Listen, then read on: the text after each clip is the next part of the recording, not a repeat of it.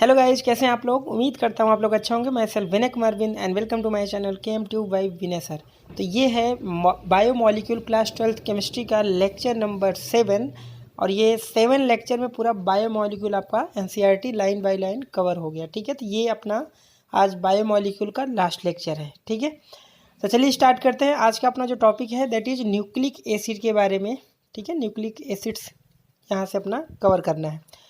तो चलिए देखते हैं क्या लिखा हुआ है एनसीईआरटी में। Every generation of each and every species resemble it's ancestor in many ways. ठीक है, अपने हम पूर्वजों का क्या होता है, जो भी उनका क्वालिटी या फिर जो भी उनका है, तो वो क्या होता है वन जनरेशन से दूसरे जनरेशन में ट्रांसफ़र होता है। ठीक है, तो how are these characteristics transmitted from one generation to next generation. ठीक है, तो मतलब ये जो उनके सिम्टम्स होते हैं एक जनरेशन से जैसे दादा को है तो परदादा को था तो दादा को हुआ, पापा को हुआ, बेटे को हुआ, तो ये क्यों क्या रीज़न है कि ये जनरेशन टू जनरेशन ट्रांसमिट होता है। ठीक है, अगर परदादा के बाल झड़ते थे तो दादा में भी आते थे, उसके कुछ सिम्टम्स जो होते हैं वो फादर में भी आते हैं। ठीक है, और उसके बाद उनके बेटे में भी आते हैं। तो ऐसा क्यों है, इसी के रिलेटेड यहाँ पर दिया हुआ है। ठीक है, तो यहाँ पे देखिए आगे क्या लिखा है। It has been observed that nucleus of living cell is responsible for this transmission of inherent character also called heredity। ठीक है, तो आपने 10th क्लास में भी हेरिडिटी चैप्टर है तो वहाँ भी पढ़ा होगा। तो हेरिडिटी होता है जो वन जनरेशन से दूसरे जनरेशन में जो भी प्रॉपर्टीज़ है वो क्या करता है, ट्रांसमिट करता है। ठीक है, सेल जो होता है वो मेन रिस्पॉन्सिबल होता है जनरेशन, जिसी को हम क्या बोलते हैं, हेरिडिटी। आगे क्या लिखा है, the particles in nucleus of cell responsible for the heredity called chromosome. ठीक है, तो बायो वाले बच्चे इसको बहुत डिटेल में बहुत अच्छे से जानते होंगे। तो मैथ वाले अगर बच्चे हो तो आपको थोड़ा बहुत यहाँ पे नॉलेज रखना है। ठीक है, जो पार्टिकल होते हैं न्यूक्लियस को उसको क्या बोलते हैं, chromosome, which are made up of protein and another type of biomolecule called nucleus acid. ठीक है, तो ये बोला है कि ये जो क्रोमोजोम होता है वो बना किससे होता है, तो बना है प्रोटीन से एंड न्यूक्लिक एसिड से। ठीक है, तो हमें न्यूक्लिक एसिड के बारे में यहाँ पर करना है। तो दीज आर मेनली 2 टाइप। तो न्यूक्लिक एसिड यहाँ पर 2 टाइप के हैं और आपने अच्छे से इनका नाम सुना होगा, डीएनए एंड आरएनए। ठीक है, तो यहाँ पे देखिए डीएनए, तो जिसका फुल फॉर्म क्या है, deoxy ribose nucleic acid DNA and ribo nucleic acid. ठीक है, आरएनए। तो डीएनए आरएनए का नाम आपने सुना ही होगा। ठीक है, अगर डेड बॉडीज वगैरह है उसको हम मैच कराते हैं। ठीक है, तो आपने देखा होगा मूवीज़ वगैरह में डीएनए हम कराते हैं, डीएनए से उनका पता चल जाता है। ठीक है, since nucleic acid are long chain polymer of nucleotide so they are also called polynucleotides. भी इसको पॉली का मतलब मीनिंग, न्यूक्लियोटाइड मतलब उसके मोनोमरिक यूनिट है। ठीक है, तो यहाँ पर जेम डेवी वाटसन है, जिनको इनके बारे में थोड़ा सा आप है तो इसको आप पढ़ लीजिएगा। ठीक है, अब यहाँ पर जो आरएनए डीएनए है इनके बारे में यहाँ पर पढ़ना है अपने को। ठीक है, तो हेडिंग क्या है, chemical composition of nucleic acid, क्या कंपोजिशन है। ठीक है, तो यहाँ से एमसीक्यू आते हैं, थ्योरेटिकल क्वेश्चन कम चांस होते हैं बोर्ड में भी, और बाकी आपके कंपटीशन में तो एमसीक्यू ही आता है। तो क्या लिखा है, the complete hydrolysis of DNA और RNA yield pentose sugar phosphoric acid and nitrogen containing heterocyclic compounds called base. ठीक है, तो डीएनए या फिर आरएनए का हम अगर हाइड्रोलिसिस कराते हैं तो वहाँ से पेंटोज शुगर मिलेगा, फॉस्फोरिक एसिड मिलेगा and nitrogen containing heterocyclic compound जो बेसिक इन नेचर होते हैं। ठीक है, यहाँ तक क्लियर हो गया कि हाइड्रोलिसिस करने पे क्या मिलने वाला है। आगे दिया है, in DNA molecule the sugar moiety of beta deoxyribose. ठीक है, डीएनए में क्या है देखिए, beta D 2 deoxyribose, where RNA में क्या है, यहाँ पर मैं थोड़ा सा उसको अंडरलाइन कर दे रहा हूँ ताकि आपको पता चले।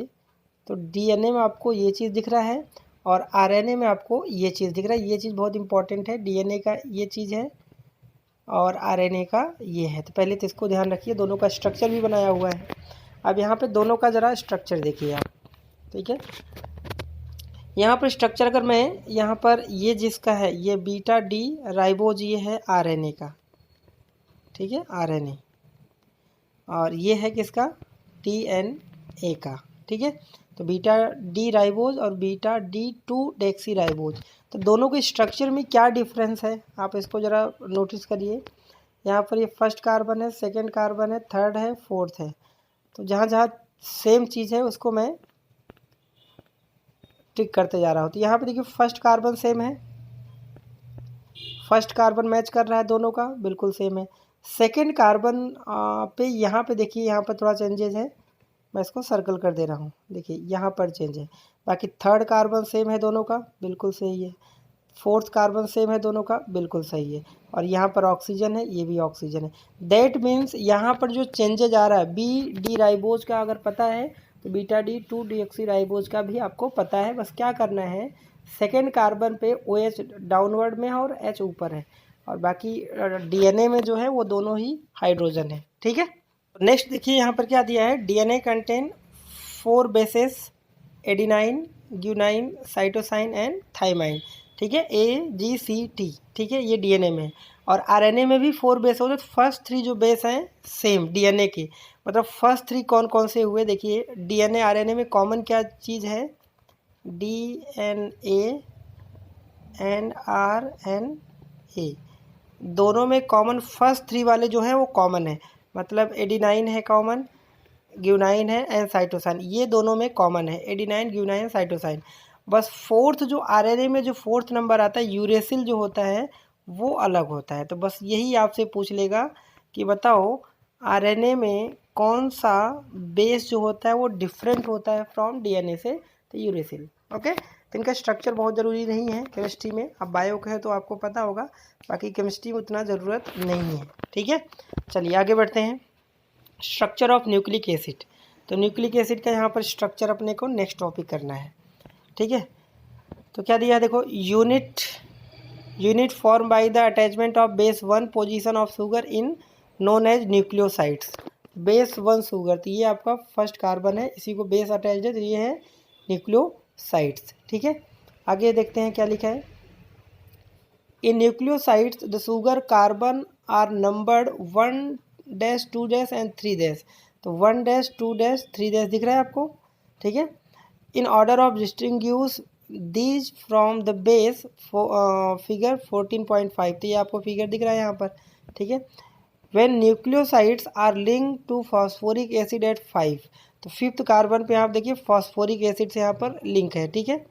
Position sugar must to get nucleotide, तो न्यूक्लियोसाइड से यहाँ से न्यूक्लियोटाइड मिला, अगर हम फिफ्थ पोजीशन पे ये फॉस्फेटाइड लिंक कर देंगे, तो ये जो है न्यूक्लियोसाइड है और ये है न्यूक्लियोटाइड है। तो फॉस्फोरिक कहाँ पर अटैच है, फिफ्थ कार्बन पे अटैच्ड है, तो ये भी आपको इम्पॉर्टेंट है, ठीक है। आगे जो दिया है यहाँ पर देखिए, nucleotides are join together phosphodiester linkage between 5 and 5 and 3 carbon atom of pentose sugar, formation of typical di nucleotide shown in figure, ठीक है। तो phosphodiester linkage between 5 and 3 carbon पे होता है, तो यहाँ पे आपको दिख रहा है, देखिए फिफ्थ कार्बन बोल भी रहा है, कौन से, फिफ्थ कार्बन पे और 3 कार्बन पे यहाँ पर लिंकेज हो रहा है, फॉस्फोडाइस्टर लिंकेज इसी को बोलते हैं, ठीक है। इस स्ट्रक्चर को थोड़ा ध्यान रखिए। और यहाँ पे देखिए जो स्ट्रक्चर ये वाला पॉइंट है, यहाँ पर क्या देखिए, फॉस्फेट है, शुगर है, बेस है, तो इसका ऑर्डर भी पूछ लेगा, बेस शुगर फॉस्फेट या फॉस्फेट शुगर बीच में। यहाँ पर देखिए इसमें भी वही फॉस्फेट है, तो आपसे इनको ऑर्डर ध्यान रखना, शुगर बीच में आएगा, उससे बेस एंड फॉस्फेट अटैच्ड है, simply version of nucleic acid chain, ठीक है। आगे क्या दिया है यहाँ पे देखिए, इसको मैं रीड कर देता हूँ फटाफट, क्या लिखा है, information regarding the sequence of nucleotide in chain of nucleic acid called primary structure, the nucleic acid have secondary structure also, James Watson and Francis Crick give the double helical strand structure है DNA का, ठीक है। तो किसने दिया था ये भी, James Watson and Francis Crick have give double strand helical structure of DNA। तो आपको दिख रहा है, the 2 nucleic acid chain are bound about the each other and held together by hydrogen bond, ठीक है। Pair of base, hydrogen bond होता है इसमें, ये भी क्लियर है आपको। The two strands are complementary to each other because hydrogen bonds are formed between the specific pair of base. Adenine form hydrogen bond with thymine and cytosine form hydrogen bond with guanine. तो ये important point था। Adenine जो आपसे पूछ सकता है DNA structure में जो एडिनाइन होता है वो हाइड्रोजन बॉन्ड किससे बनाता है? थाइमाइन से। ठीक है, मतलब यहाँ से जो पेयर बनेगा हाइड्रोजन बॉन्ड 80, ठीक है, एडिनाइन थाइमाइन से। एंड साइटोसाइन जो बना रहा है वो पेयर बना रहा है जी से, और सी जी किससे बनाएगा? वो जी से बनाएगा। तो इसको याद रखिएगा, इनके बीच हाइड्रोजन बॉन्ड होता है। ओके, नेक्स्ट जो है point, in secondary structure of RNA single strand helix present in which sometimes fold back itself. RNA molecule have 3 type of perform different function. तो 3 डिफरेंट फंक्शन होते हैं। They are named as messenger RNA, जिसको small M RNA बोलते हैं, ribosomal RNA RNA बोलते हैं, and transfer RNA T small RNA बोलते हैं। ठीक है, ये कुछ पॉइंट्स थे। और उसके बाद आते हैं यहाँ पर ये biological function of nucleic acid, इसके क्या है। तो ये टॉपिक भी फटाफट कर लेते हैं। ठीक है, ये बायोलॉजिकल वर्ड है। ठीक है, यहाँ से भी एमसीक्यू बन सकता है। तो क्या लिखा है? DNA is chemical basis heredity and may be regarded as a reserve genetic information. DNA is exclusive responsible for maintaining the identical are different species organism over the millions of years. A DNA molecule capable to self-duplication during the cell division, and identical DNA strands are transferred to daughter cell.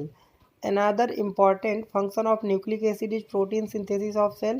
Actually, the protein are synthesized by various RNA molecule in a cell, but the message from synthesis of particular protein is present in DNA. ठीक है, biological कुछ भारी भारी word है।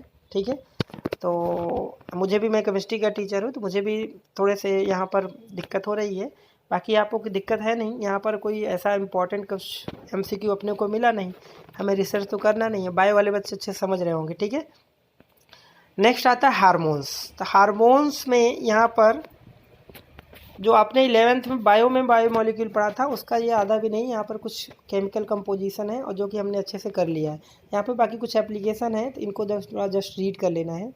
Next दिया है the hormones are molecule that act intercellular messenger. ठीक है, हार्मोन्स इंटरसेलुलर मैसेंजर होते हैं। They are produce by the endocrine gland in a body and pour directly in a blood stream and transport them to site of action।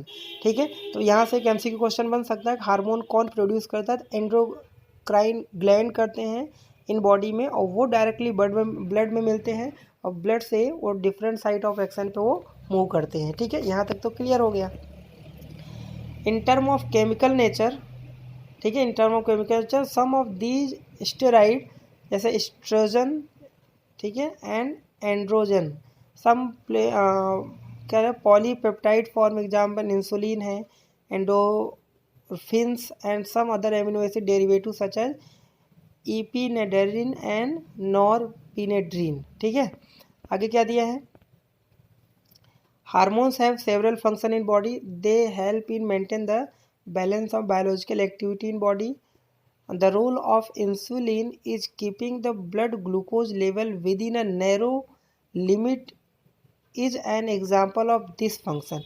Important है, ये MCQ बन सकता है कि इंसुलिन, ये शायद बोर्ड में आपको आया भी है, इंसुलिन क्या करता है? ब्लड में ग्लूकोज लेवल को एक लिमिट तक मैनेज करता है। Insulin is released in responsible in rapid rise in blood glucose level. ठीक है, in other hand hormones glucagens tends to increase the glucose level in blood. These two hormones together regulate the glucose level in blood। ठीक है, और epinephrine and norepinephrine mediate the response to external stimuli। ठीक है, growth of hormones and sex hormone play role in growth of development। thyroxine produced in thyroid gland, आपने पता है घेंघा जो होता है, गले का ग्वाइटर होता है thyroxine. Thyroid gland indicate the derivative of ammonia acid, abnormal level of thyroxine lead to, ठीक है, लीड टू क्या लिखा है? Hypothyroidism which is characteristic of lethargicness and obesity. Increase level of thyroxine cause the hyperthyroidism low level of iodine diet में भी, ठीक है। Hypothyroidism, ये डिजीज़ बस थोड़ा सा नाम याद रखना कि इसकी डिफिशेंसी से क्या होगा। इनलार्जमेंट ऑफ थायराइड ग्लैंड, जिसको ग्वाइटर बोलते हैं, गले का बढ़ जाता है। This condition largely control by addition of sodium iodide commercial table salt, ठीक है। आगे दिया है steroid hormones are produce by adrenal cortex, ठीक है। स्टेरॉइड कौन बोलता है? Adrenal cortex, gonads, testes and males and ovaries of female. Hormones are released by the adrenal cortex, ठीक है।